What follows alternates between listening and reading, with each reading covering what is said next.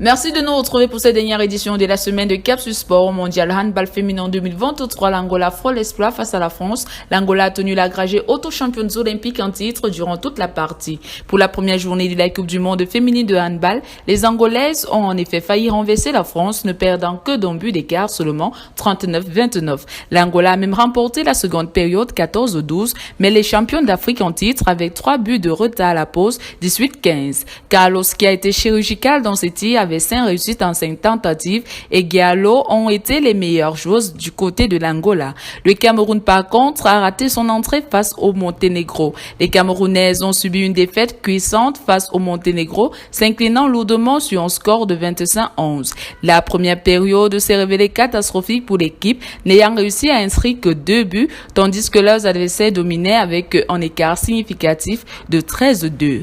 En football, au quotidien Nice Matin affirme que l'international algérien Youssef Attal ne portera plus le maillot de l'OGC Nice. Les dirigeants niçois l'ont décidé et ils l'ont en conséquence inscrit sur la liste des transferts à 6 mois de la fin de son contrat. Le journal régional informe qu'aucun club ne s'est encore manifesté pour l'Algérien. Cette décision de l'écarter fait suite à une publication de l'Algérien sur les réseaux sociaux sur le conflit israélo-palestinien, ce qui avait entraîné sa suspension de cette match par la Ligue de football professionnel. Attal doit également être jugé au tribunal correctionnel de Nice le 18 décembre pour des accusations de provocation à la haine à raison de la religion.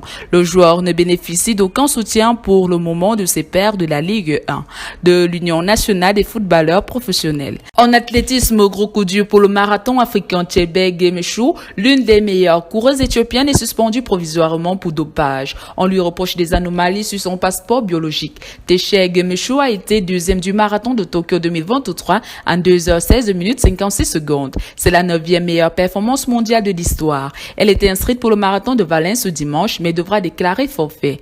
Comme Teche Gemechou, Beatrice Toritich est suspendue provisoirement par l'unité d'intégrité de l'athlétisme. La Kenyane de 41 ans a été contrôlée positive à des substances interdites. Beatrice Toritich a le 8 octobre passé remporté le marathon de Sofia en 2h38 minutes 27 secondes. En basket, le Camerounais Pascal Siakam sera libre à l'issue de la saison. À cet effet, les prétendants s'accumulent. Les Hawks d'Atlanta comptent bien bondir sur cette occasion. La franchise veut s'offrir le Camerounais depuis plusieurs mois déjà. Toutefois, selon Michael Scotto de Hopspi, d'autres prétendants sont à l'affût. On a les Sixers, les Pacers d'Indiana ou encore les Kings de Sacramento. C'est sur cette actualité que nous refermons cette édition du Capsus Sport. Bon week-end à tous.